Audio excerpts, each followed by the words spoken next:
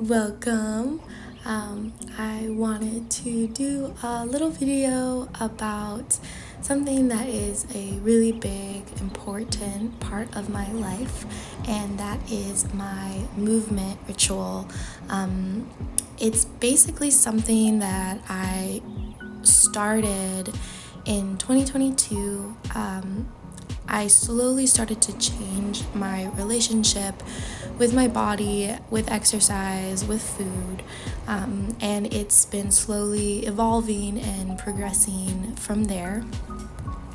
I start with warming up, and I move my body in all sorts of ways. Here, as you can see, I'm starting off with neck stretches because my neck and jaw can get really tight, and sometimes I usually like to start when I stretch from like the top to the bottom or the bottom to the top. I feel like that's an easy way to remember to get every part of your body stretched and relaxed. But this session, I mostly just did whatever felt right in the moment.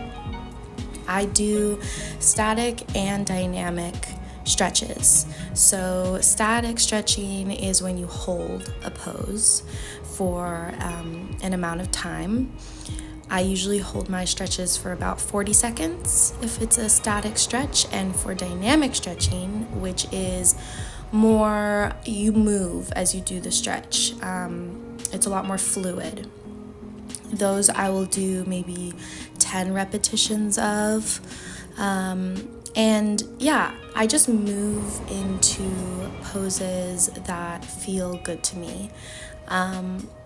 I don't have a workout plan or fitness goals.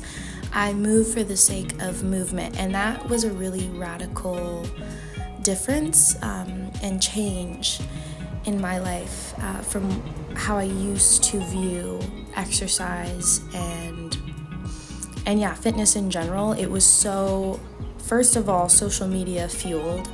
All of my inspiration, all my motivation, encouragement came from watching other people instead of coming from within, from my own desire to love myself and take care of this body, this vessel that I am experiencing life in. It was a very physical thing, so I would just focus on the physical bodily aspect of movement, but there's also a spiritual and mental side of moving your body, of exercise. So yeah, I move for the sake of movement, and I move with love for myself and to honor myself. Another special part of my ritual is the massaging and tapping of my muscles.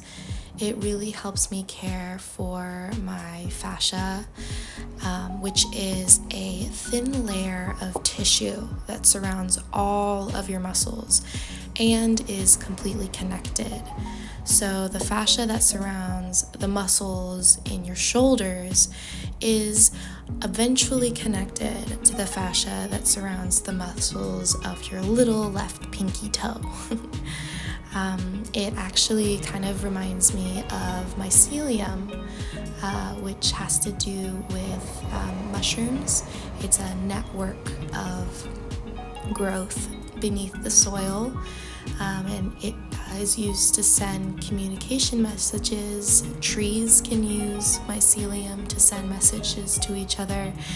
I'll put up some photos on the screen of their similarities and differences, but I just thought that comparison was really cool, that we have a whole network of tissue throughout our whole body that actually plays a much greater role in our health than what was previously thought in the medical community.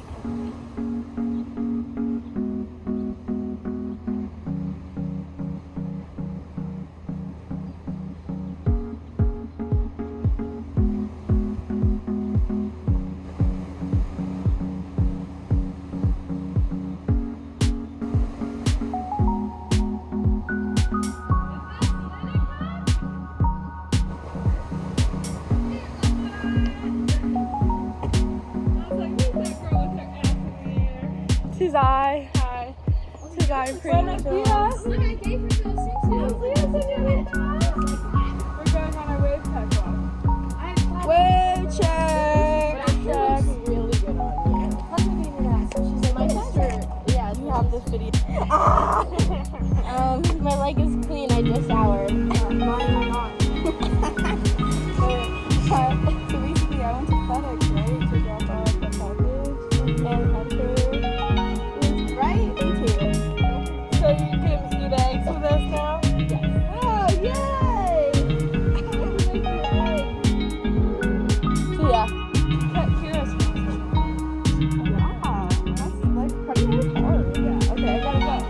wave check. Bye.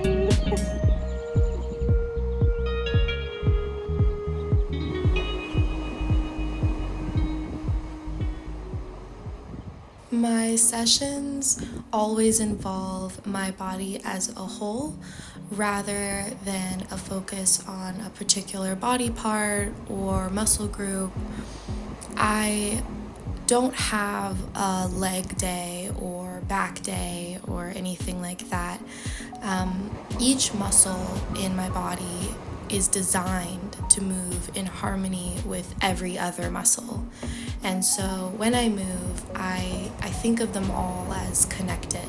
So when I'm using the muscles in my stomach, for example, I'm also thinking about the muscles in my hips, in my chest, stretching out all the way to my fingers and my toes.